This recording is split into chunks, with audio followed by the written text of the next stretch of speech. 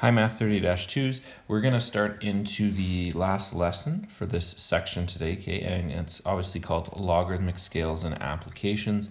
So we start by discussing earthquakes, okay, and I'm not going to read through this whole section here with the Richter scale beside it, which is how we measure the magnitude of earthquakes, but I'll have you highlight, okay, the things that are important here. So the first thing is that the Richter scale, okay, is what we call logarithmic.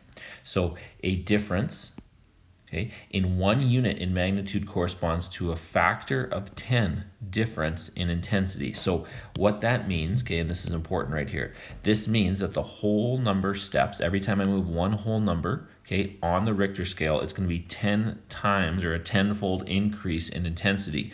So the example they give is that when I am talking about, for example, a 9 on the Richter scale, that would be 10 times, okay, larger than an earthquake that measures at an 8, because that was one whole unit jump on the Richter scale, okay? Or if I was comparing, say, a 6 to a 7, okay, you would say 6 is 10 to the negative 1, or 1 over 10 times as intense as the 7, because it's actually weaker. Okay, so we'll work through those questions below and take a look at how we are going to compare them, the equations we're going to use, okay, and some of the questions that you might see on tests or exams moving forward. So complete the following. So an earthquake of magnitude 8 is how many times as intense as an earthquake of magnitude 7? So when I take a look at the scale here, they're comparing an 8. They say that first to the 7. Okay, so 8 compared to 7, 8 is one whole number jump or step up from the 7. So that would be 10 to the exponent of 1, or just 10 times as intense as an earthquake of magnitude 7. Okay, the next one, we are going to compare an earthquake of magnitude 7, compare it to one of magnitude of 3. Now they don't have the 7 and the 3 on the Richter scale, okay, they just have the 7, but 7 compared to 3 is 4 whole units, or 4 whole number steps up, so that would be 10 to the exponent of 4, okay, times as intense. And again, notice they have the 7 first and then the 3, so the 7 is more intense, so it's 10 to the 4 times as intense. Okay, and that takes me to the next question. When I look at the next question, they're comparing a 4 to a 6. So the 4 comes first, so it's actually weaker than one that measures a 6 on the Richter scale, so it would be 10 to the exponent of negative 2.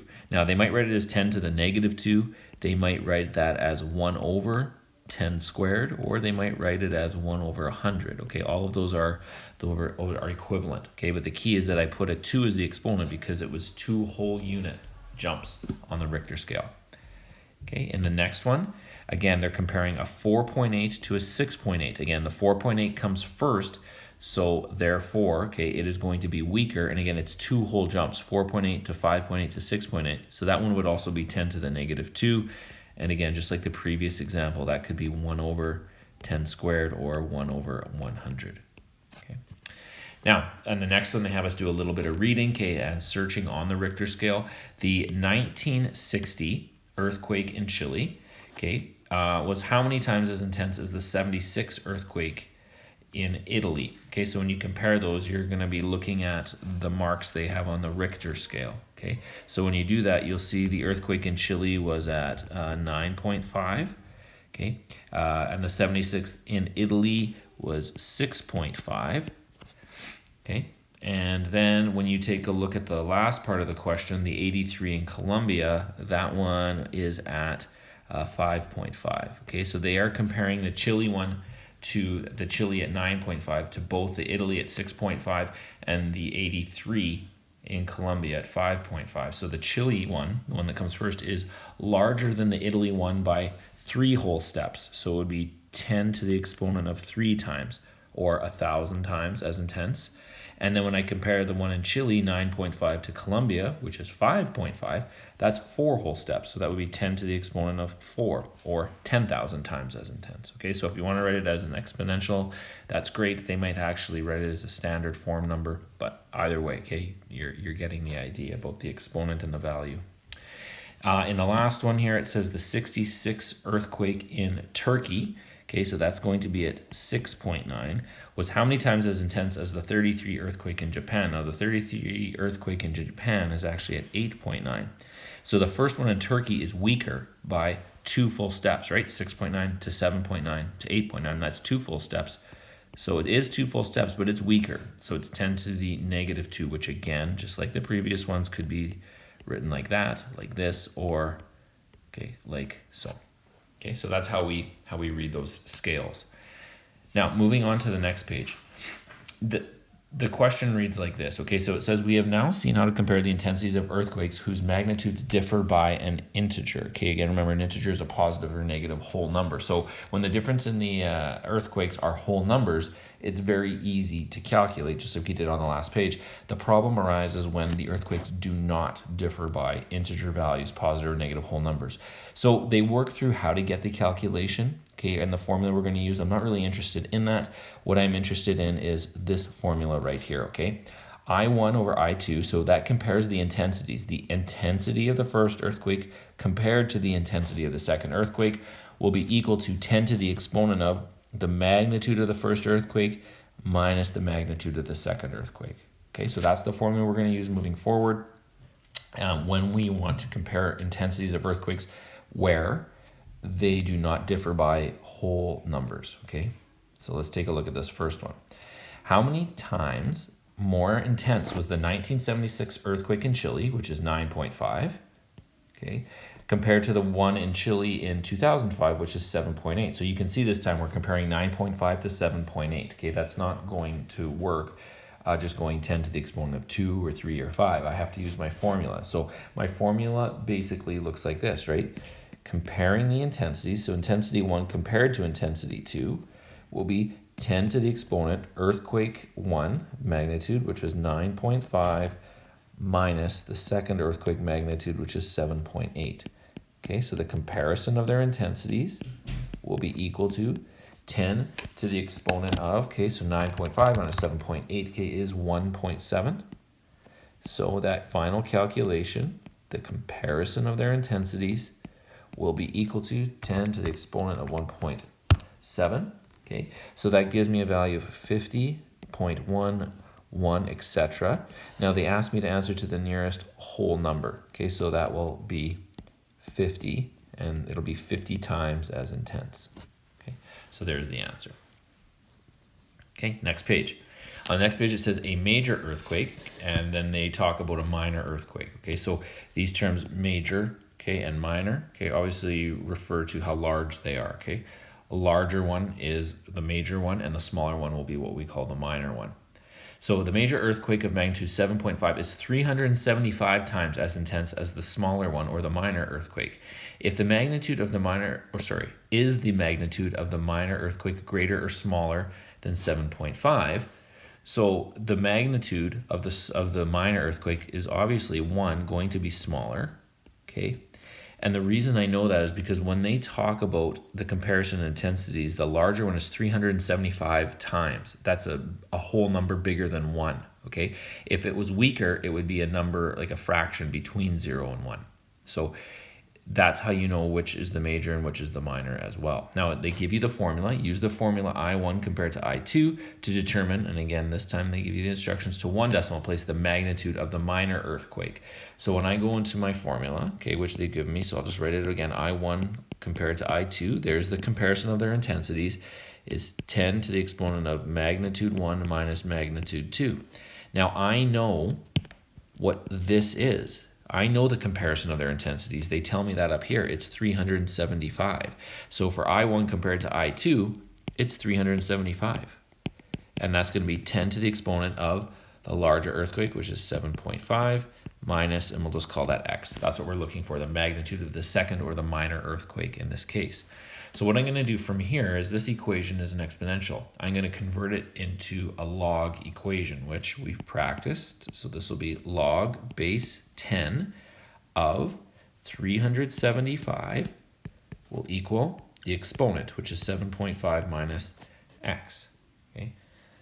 So what I'm going to do from here, okay, is try and isolate x. So I'll take the 7.5 to the other side of the equation. So this will be log base 10 of 375. Then I would subtract 7.5, and that will equal negative x. Now I obviously don't want negative x, so I'm going to divide both sides of the equation by -1. So that'll put the 7.5 as a positive value, and then I will have a negative or minus log base 10 of 375. That will equal x. Okay, so when I calculate that, okay, I'm going to have to go like this. So remember, using my calculator, I'm going to go 7.5 minus, and then to calculate this is log base 10. So you can just go log 375 on your calculator. If the base were different, I'd go like this, right? Log 375 all over log 10, okay, equals x. Now I don't have to do that because I have a base of 10 already. So on my calculator, I am just going to go log 375, okay, and then 7.5 minus that answer, okay. So what I get to the nearest tenth is going to be 4.9. Okay, so 4.9 is equal to x, and that is the magnitude, okay, of the smaller or the minor earthquake. Okay. So those are the types of questions you'll see with earthquakes. Now you'll see the next couple of sections are very similar. They just relate to different areas of science. So next, loudness of sound. The loudness of sound was originally measured in bells, okay, named after Alexander Graham Bell. The current unit used is the decibels, dB, which is equal to 1/10, okay, of a bell. That's what a decibel is. The Bell scale, like the Richter scale, is logarithmic. Okay, so a difference of 1 bell corresponds to a factor of 10 difference in sound intensity. So same thing that we had with the magnitude of the earthquakes. Every time I go up 1 whole unit or down 1 whole unit, it's 10 times more or less intense. Okay, so let's take a look at this scale, okay, and see if we can answer the questions. Again, same general idea that we used with the earthquakes. So the first one says a power saw, which is 120 decibels. Okay, so if you prefer bells, because sometimes it's easier to count, this would be like 12 bells.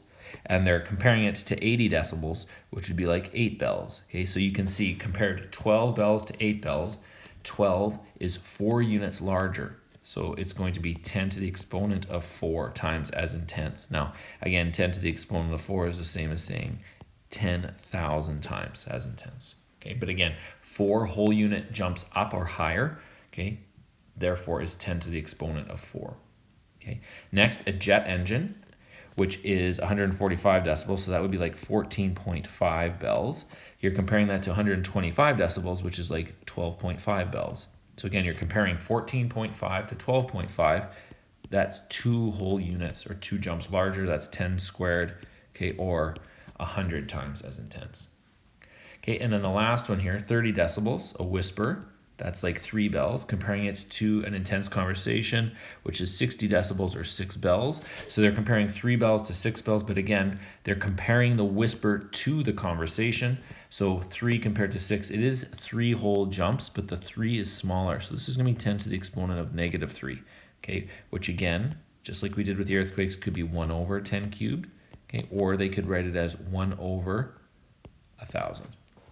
Okay, so again, it does matter what they are comparing to what. What comes first, what comes second in terms of their comparisons. Now, on the next page, again, what they do is they take us through the calculations of how we get to the formulas, but I want to take us down to right to the equations, which again look very similar to what we did with the earthquakes. Now, these two formulas that you can see there are very much the same. Okay, the difference is just this. This one is bells 1 minus bells 2. This would be decibels 1 minus decibels 2 divided by 10, okay, which will give me the same value as just bells 1 minus bells 2. So a lot of times I'll just convert the sound to bells, and then I will use this formula here. But again, comparing their intensities is 10 to the exponent of. With the earthquakes, it was a difference in their magnitudes. Now it's the difference in the sound in bells, okay? So if I take a look at the first question, it says, how many times more intense is the sound of a piano playing, which is 6.7 decibels, which is 6.7 bells, when I compare it to a whisper, which is 22 decibels, which I will write as 2.2 bells. Okay, so I'm just going to write this as 2.2 bells. Okay, so they want to know the comparison of their intensities. So again, the comparison of their intensities will be 10 to the exponent of, and I wrote them in Bell's, so I'm just going to go Bell's 1 minus Bell's 2. Okay, so I1 compared to I2, the comparison of their intensities will be 10 to the exponent of 6.7 minus 2.2. Okay, so the comparison of their intensities will equal 10 to the exponent of, this will be 4.5. Okay, so when I do this, so this will be 10 to the exponent of 4.5. Okay, so we get 31,622 times. Okay, as intense. And there you go. Okay, class example 6 here. It says, given that decibels is equal to 10 log I over I naught, or the initial I, show that the decibel level for the threshold of pain, 125 decibels, has a sound intensity of 10 to the exponent of 12.5 times I naught. So what I'm going to do is take the equation that they've given me, and because they told me the threshold of pain is 125 decibels, I'm going to replace decibels in the equation with 125. So 125 is equal to 10 log of I compared to I naught, or over I naught. Okay. From here, I'm going to divide both sides of the equation by 10. So this will give me 12.5 equals log of I compared to I naught. Okay. Now, what we forget is that when you do not see a base, okay, remember that value is 10. Now, the reason that's important is because that helps me convert this into exponential form, doesn't it? So I can go 10 to the exponent of 12.5 now equals I over I naught. Okay, and then from there, okay, I want to isolate I, so I multiply both sides by the I naught, or the I initial. So this would be 10 to the exponent of 12.5, right, times I naught, okay, equals I, or the intensity. And there I got exactly what they asked me to show. Okay, so I have that same calculation right there. Okay, same exact calculation. So I did what they asked me to do. Okay. Next section here, okay, we're going to talk about pH scale. So pH scale, again, just like sound and just like the earthquakes, okay, the scale is going to be logarithmic, okay, and that's what we move down to right here in the notes, okay. This pH scale is also logarithmic, so a difference in 1 unit of pH corresponds to a factor of 10 difference in intensity, okay. So this means that each whole number step represents a 10-fold change in intensity. Okay, so hopefully we are relatively familiar with the pH scale, okay, from our chemistry classes. So as we move lower on the scale, we get more acidic, and as we move higher up in number on the pH scale, it's more alkaline, okay, or some people will call or refer to it as basic. So let's take a look at the chart and the comparisons, and I think you'll see it's exactly the same, like I said, as the sound or the earthquakes. So first one, tomato juice is blank times as acidic as pure water. So if I am comparing tomato juice, which is right here, okay, at a pH of 4, they are comparing it to pure water, okay, which is right here, okay, at a value of 7. Now it is more acidic, tomato juice is more acidic because it has a lower pH number. Okay, so 4 to 7, that's 3 whole jumps. So that would be 10 to the exponent of 3. Okay, which again, if you prefer, write that as 1,000 times as acidic as pure water. Okay. Moving on to the next question, we have eggs, okay, which we can see right here, okay, at a pH of 8. And we're comparing that to pure water now, which is right here at a pH of 7. Now, eggs are more alkaline or more basic by 1 whole step, 8 to 7. So that would just be 10 to the exponent of 1, or 10 times as alkaline as pure water. Okay. Next question. Eggs again. So again, we are at eggs right here, which is 8. Okay. And how many times as acidic as pure water? Now, okay, so same two items that we're comparing, but now they're asking how many times acidic eggs are compared to pure water. Well, eggs aren't more acidic. Okay, they're more basic or more alkaline. So this would, again, it's just one whole step, but it would be 10 to the exponent of -1 times as acidic. Okay, the difference being, remember in the previous question, they were talking about it being more alkaline. Now they're talking about it being more acidic. Okay, so you have to remember is, again, the lowers get number on the pH scale. That is more acidic. As we get higher in the numbers on the pH scale, that's more basic or more alkaline. Okay. Next one, milk of magnesia. So let me just get rid of these. Okay, let's find milk of magnesia, okay, which is right here at 10.5. It is 1,000 times as what compared to blood? Well, blood is right here at 7.5, okay? Now, 1,000 is the same as 10 to the exponent of 3, okay? So milk of magnesia, though, is low or has a higher pH, so it's going to be more alkaline, isn't it? Or more basic, if you prefer, okay? So alkaline compared to blood. In the next one, okay, what is 100 times as acidic as normal rain? Well, 100, again, is 10 squared, right? So we're looking for 2 whole jumps on the scale because that's my exponent. And we want it to be more as acidic as normal rain. So I go to normal rain, okay, which is right here at 5. And when I am talking about me being more acidic, okay, I want to go this direction on the scale. So that is going to take me 2 whole jumps to right here, okay, which takes me to vinegar. Okay, so this is going to be vinegar. Okay, and the last one here, okay, eggs are, so again, I should get rid of these, sorry, on the chart.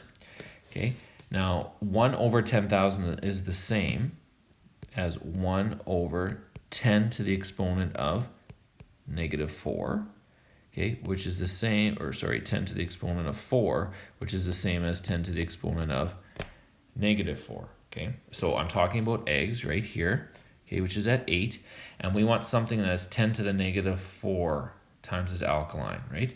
So if I'm doing that, basically, I'm going to be comparing at 4 whole unit steps, okay, but I want it to be right here, okay, at washing soda, okay, and there you go. There we go, okay? Excellent, all right. Last page here, okay, so comparing acidity and alkalinity. So the formula we want to basically note or highlight here, okay, is the one at the top.